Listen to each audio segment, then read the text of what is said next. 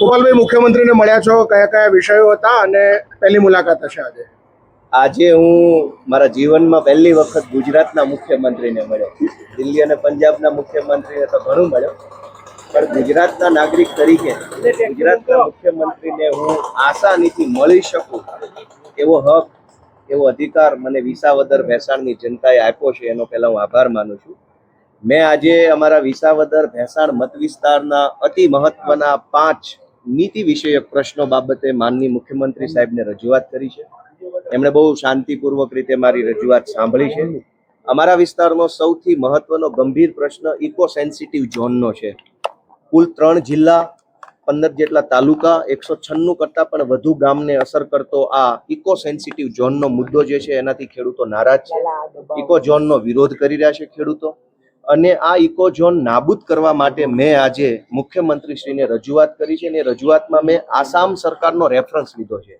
આસામમાં પણ eco zone લાગુ કરવામાં આવ્યો હતો. આસામના ખેડૂતોએ પણ ખૂબ વિરોધ કર્યો, અને આસામની રાજ્ય સરકારે તારીખ 21 મે 2025ના રોજ કેન્દ્ર સરકારને પત્ર લખી અને ઇકો ઝોન વિડ્રો કરી લેવા, એટલે કે નાબૂદ કરવા માટેનું પગલું આસામની સરકારે ભર્યું છે. તો જો આસામની સરકાર ઇકો ઝોન નાબૂદ કરી શકે તો ગુજરાતની સરકાર પણ ઇકો ઝોન નાબૂદ કરી શકે છે. એવી રજૂઆત મેં આજે માનનીય મુખ્યમંત્રીશ્રીને કરી છે. એક બીજી ખેડૂતલક્ષી રજૂઆત મેં આજે કરી છે, જેમાં સ્વર્ગસ્થ મુખ્યમંત્રી માનનીય વિજયભાઈ રૂપાણી સાહેબે ખેડૂતો માટે એક સારી યોજના જાહેર કરી હતી. કે માનનીય વિજયભાઈ રૂપાણી સાહેબે મુખ્યમંત્રી કિસાન સહાય યોજના જાહેર કરી હતી.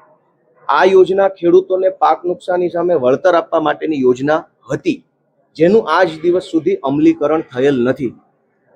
ઢોરનો પણ વીમો હોય છે, કેમેરાનો વીમો છે, મોબાઈલનો વીમો છે, માણસનો વીમો છે, મકાનનો પણ વીમો છે, સોના ચાંદીનો પણ વીમો છે. તો ખેડૂતના પાકનો વીમો કેમ નહીં? તમામ ચીજ વસ્તુઓનો, સજીવ અને નિર્જીવ બધાનો વીમો છે, પણ ખેડૂત જે પાક પકવે છે, જે પેદાશ પકવે છે, એનો વીમો નથી ગુજરાતમાં. માનનીય મુખ્યમંત્રીશ્રીને મેં રજૂઆત કરી છે કે સ્વર્ગસ્થ મુખ્યમંત્રી વિજયભાઈ રૂપાણી સાહેબ એક સારી યોજના અમલમાં મૂકવા માટે બનાવી હતી. એનું નામ છે મુખ્યમંત્રી કિસાન સહાય યોજના. આ યોજના અંતર્ગત અતિવૃષ્ટિ, અનાવૃષ્ટિ અથવા તો કમોસમી વરસાદ એટલે કે માવઠું થાય તો ખેડૂતોને 1 હેક્ટર દીઠ 20,000 રૂપિયાની મર્યાદામાં અને 1 હેક્ટર દીઠ 25,000 રૂપિયાની મર્યાદામાં સહાય ચૂકવવાની યોજના બનેલી છે. પણ આ પાક વીમાની યોજના અમલમાં નથી આવી, તો એનું જલ્દી અમલીકરણ થાય, ખેડૂતોને પાક વીમો આપવામાં આવે, એવી મેં આજે માંગણી મૂકી છે. આ સિવાય અતિ મહત્વનો મુદ્દો, કેમ કે ગુજરાતમાં નવી અનેક મહાનગરપાલિકાઓ બની રહી છે. જૂનાગઢ મહાનગરપાલિકાનું પણ વિસ્તરણ થયું છે, અને એની અંદર અમારા સુખપુર ને બીજા અનેક ગામો છે, ઝાંઝડા ચોકડી ઘણા ગામો છે, જેમાં મારા મત વિસ્તારના ગામો પણ જૂનાગઢની ટાઉન પ્લાનિંગની અંદર આવી રહ્યા છે. ગુજરાતમાં ટાઉન પ્લાનિંગ એક્ટ એટલે કે ટીપીનો જે કાયદો છે એનું ભયંકર ખોટી રીતે અમલીકરણ થઈ ગયું છે. મેં મુખ્યમંત્રીશ્રીને લેખિતમાં કાયદાની કલમ સાથે લખીને આપ્યું છે કે આખા ટીપીના કાયદામાં આખી ચોપડીની અંદર ક્યાંય પણ એવું નથી લખ્યું 40% જમીન કપાત કરવી. આખી ચોપડીમાં એવું નથી. સરકારી પ્લોટ અનામત રાખવા એવું આખી ચોપડીમાં નથી.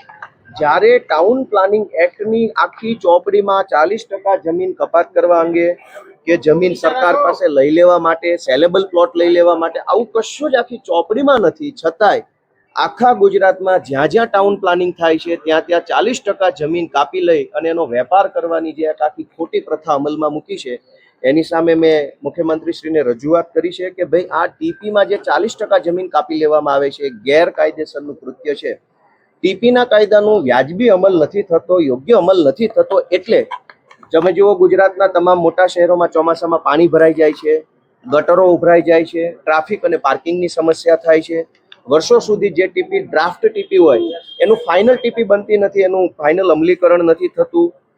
અલગ અલગ જગ્યાએ ખેડૂતની મૂળ જમીન હોય એના કરતાં કોઈ અલગ જગ્યાએ ફાઇનલ પ્લોટ ફાળવવામાં આવે છે. વર્ષો સુધી કોર્ટ કેસ ચાલે છે. તો ટાઉન પ્લાનિંગ એક્ટમાં બહુ જ મોટા પાયે ગડબડ ગોટાળો હાલે છે.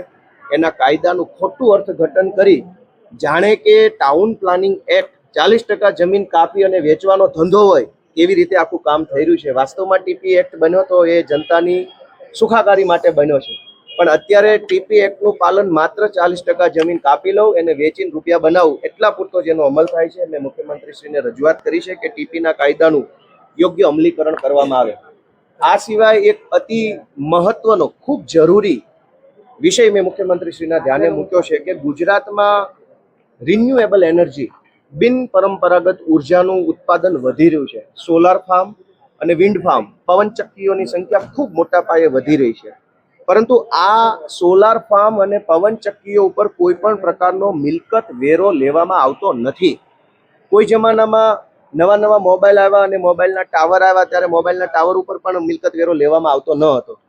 પછી વર્ષો પહેલા એવું થયું કે મોબાઈલ ટાવર પાસેથી મિલકત વેરો માગ્યો તો કાયદામાં એવી જોગવાઈ છે કે જે વસ્તુ મકાન હોય અથવા જમીન હોય એની ઉપર જ મિલકત વેરો લઈ શકાય, જમીન અથવા મકાન સિવાય ન લઈ શકાય. તો મોબાઈલનો ટાવર છે એ લોખંડનું એક સ્ટ્રક્ચર છે કે જમીન પણ નથી ને મકાન પણ નથી. આવી દલીલ સુપ્રીમ કોર્ટમાં આજથી 15 વર્ષ પહેલા થઈ.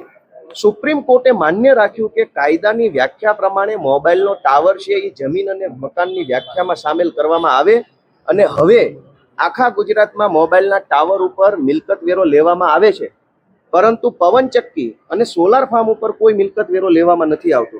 એટલે ગુજરાત સરકાર ગુજરાત પંચાયત અધિનિયમની કલમ 2 અને કલમ 200માં જો સુધારો કરે તો આખા ગુજરાતમાંથી સરકારને વર્ષે 8,000 કરોડ રૂપિયાની મિલકત વેરાની આવક થાય એમ છે. અને આ આવક જે તે ગામની ગ્રામ પંચાયતને સક્ષમ અને સમૃદ્ધ બનાવી શકે એમ છે. એટલે મેં સરકારને વિનંતી કરી છે કે તમામ સોલાર ફાર્મ અને તમામ પવનચક્કીઓ ઉપર મિલકત વેરો વસૂલવામાં આવે. જો મિલકત વેરો લેશે તો 8,000 કરોડ રૂપિયાની રકમ ગામની પંચાયતને મળશે. ગામની પંચાયત આર્થિક રીતે સક્ષમ બનશે, ગામની પંચાયતનું સ્વભંડોળ વધશે, આત્મનિર્ભર બનશે, લોકોનું કામ થશે અને સરકાર ઉપર પણ ભારણ ઘટશે. આ સિવાય છેલ્લો મહત્વનો, જે તે ગામની ગ્રામ પંચાયતને સક્ષમ અને સમૃદ્ધ બનાવી શકે એમ છે. એટલે મેં સરકારને વિનંતી કરી છે કે તમામ સોલાર ફાર્મ અને તમામ પવનચક્કીઓ ઉપર મિલકત વેરો વસૂલવામાં આવે. જો મિલકત વેરો લેશે તો 8,000 કરોડ રૂપિયાની રકમ ગામની પંચાયતને મળશે, ગામની પંચાયત આર્થિક રીતે સક્ષમ બનશે, ગામની પંચાયતનું સ્વભંડોળ વધશે, આત્મનિર્ભર બનશે, લોકોનું કામ થશે અને સરકાર ઉપર પણ ભારણ ઘટશે. આ સિવાય છેલ્લો મહત્વનો વિષય મેં અમારા મત વિસ્તારના પશુપાલક માલધારીઓ માટે મેં મુખ્યમંત્રી સમક્ષ રજૂ કર્યો છે. અમારા વિસાવદર, ભેસાણ અને જુનાગઢ ગ્રામ્ય પંથકમાં માલધારી પરિવારના અનેક વ્યક્તિઓ વર્ષોથી રહે છે. વર્ષો પહેલા જંગલમાં રહેતા હતા, પછી ધીમે ધીમે એમને હેરાનગતિ કરી અને જંગલની બહાર કાઢી મૂકવામાં આવ્યા. ત્યાર પછી તેઓ ભટકતું જીવન જીવવા મજબૂર બન્યા છે. એમની પાસે ઢોર બાંધવા માટેની કોઈ જગ્યા નથી, એમની પાસે ઢોર ચરાવવા માટેની પણ વ્યવસ્થા નથી.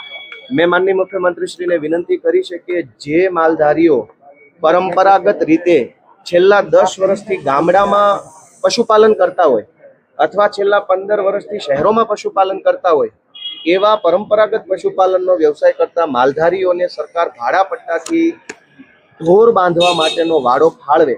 કેમ કે પશુપાલકો પાસે ઢોર બાંધવાનો વાડો નથી એટલે એમણે મજબૂરીમાં સરકારી જગ્યા ઉપર ઢોર બાંધવા પડે છે.